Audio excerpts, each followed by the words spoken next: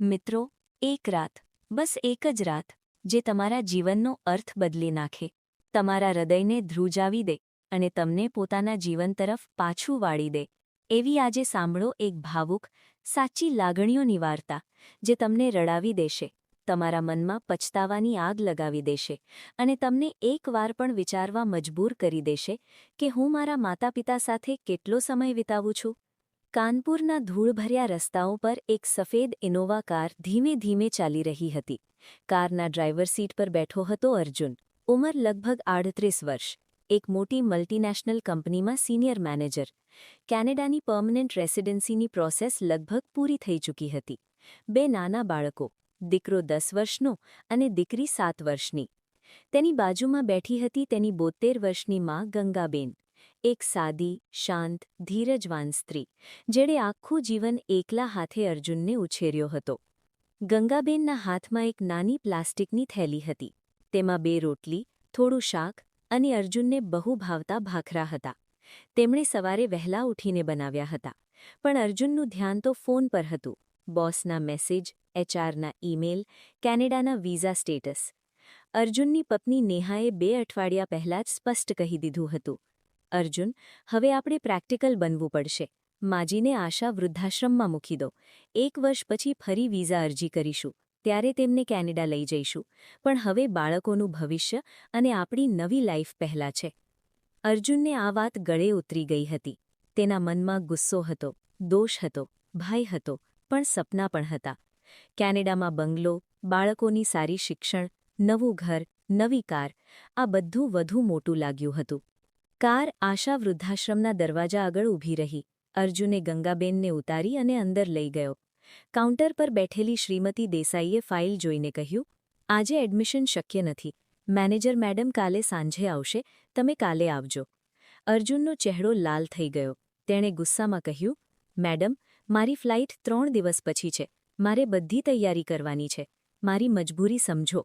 હું 1 લાખનો ચેક આપું છું, આજે જ એડમિશન કરી દો. શ્રીમતી દેસાઈએ શાંતિથી કહ્યું, પૈસાની વાત નથી, નિયમ છે. તમે રાત અહીં રોકાઈ જાઓ. રૂમ નંબર 7માં જાઓ. અર્જુનને કોઈ વિકલ્પ ન હતો. તે ગંગાબેનને લઈને રૂમમાં ગયો. રૂમ નાનો હતો. 2 ગાદલા જમીન પર, એક નાની ટેબલ, એક પંખો. ગંગાબેને બેગ ખોલી અને ખાખરા કાઢ્યા. બેટા, આજે સવારે વહેલું ઉઠીને તારા માટે બનાવ્યા છે. તને તો ખાખરા ખૂબ ભાવે છે ને? અથાણું પણ લાવી છું. અર્જુન લેપટોપ ખોલીને બોસના મેલના જવાબ આપી રહ્યો હતો.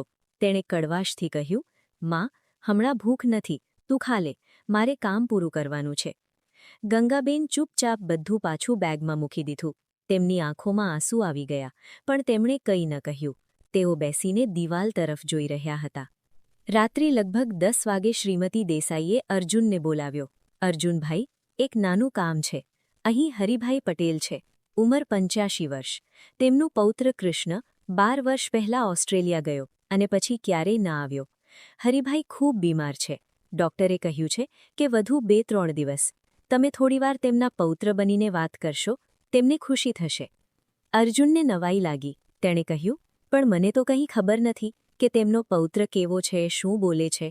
બસ એટલું જ યાદ રાખજો કે તેમનો પૌત્ર કૃષ્ણ છે. બાકી તમે જે બોલો એ બોલો. તેમને તો બસ પૌત્રને જોવાની ઈચ્છા છે. અર્જુન ગયો. રૂમમાં એક નબળું, હાડકાં દેખાતું શરીર પલંગ પર પડ્યું હતું. હરિભાઈએ અર્જુનને જોઈને આંખો ખોલી. તેમની આંખોમાં ચમક આવી ગઈ. કૃષ્ણ, મારો કૃષ્ણ આવી ગયો. બેટા, આટલા વર્ષે યાદ આવી? અર્જુનને ગળે ડૂમો આવી ગયો. તે ખુરશી પર બેઠો.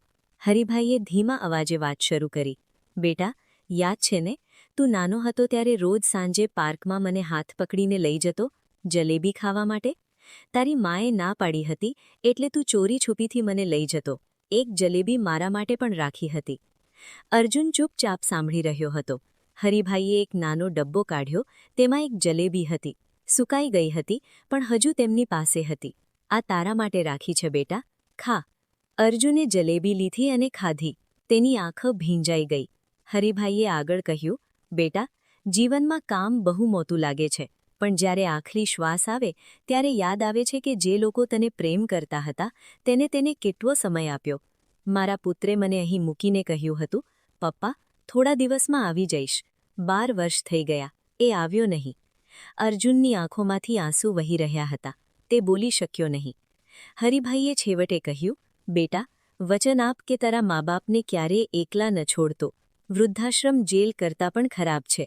અહીં શરીરને ખોરાક મળે છે, પણ દિલને કોઈ નથી મળતું. અચાનક હરિભાઈનો શ્વાસ બંધ થઈ ગયો. અર્જુન ગભરાઈ ગયો. તેણે તેમને હલાવ્યા, પણ કોઈ જવાબ ન મળ્યો. તે રડી પડ્યો. એક અજાણ્યા દાદાજી માટે, પણ તેના મનમાં પોતાની મા માટે પણ રડી રહ્યો હતો. રાત્રિ તે પોતાના રૂમમાં પાછો ફર્યો. ગંગાબેન જાગતા હતા.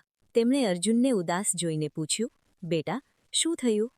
અર્જુને બેસીને કહ્યું, મા, તને યાદ છે, નાનપણમાં હું માસીના ઘરે ખોવાઈ ગયો હતો. તું આખી રાત મને શોધતી રહી હતી. ગલી ગલીમાં ભટકતી રહી હતી.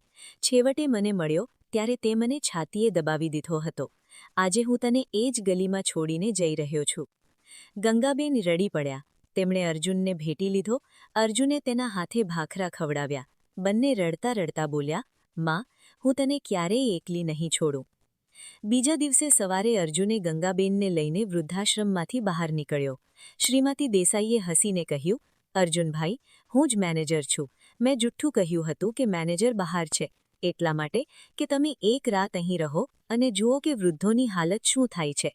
તમે સમજી ગયા, એટલે જ તમારી માને લઈને પાછા જઈ રહ્યા છો. અર્જુન રડતા રડતા ગંગાબેનના પગે પડ્યો.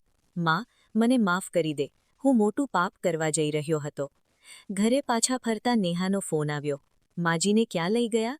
અર્જુને મક્કમ અવાજે કહ્યું, હું મારી માને ઘરે લઈને આવું છું. જો તને કેનેડા જવું હોય તો જા, પણ હું મારી માને ક્યારેય છોડીશ નહીં. મિત્રો, આ વાર્તા આપણને શીખવે છે કે જીવનની ભાગદોડમાં માતાપિતાનો પ્રેમ સૌથી મોટી સંપત્તિ છે. પૈસા, નોકરી, વિદેશ બધું આવે જાય છે, પણ માતાના આશીર્વાદ વિના કંઈ નથી. રિયલ સ્ટોરી ગુજરાતી, જ્યાં દરેક વાર્તા તમારા હૃદયને સ્પર્શે છે. આ વાર્તા ગમી હોય તો લાઇક, શેર, કોમેન્ટ કરજો અને સબસ્ક્રાઇબ કરીને બેલ આઇકન દબાવી દો. જય શ્રી કૃષ્ણ. તમારા માતાપિતા સાથે આજે જ થોડો સમય વિતાવો, કારણ કે એક રાત પણ જીવન બદલી શકે છે.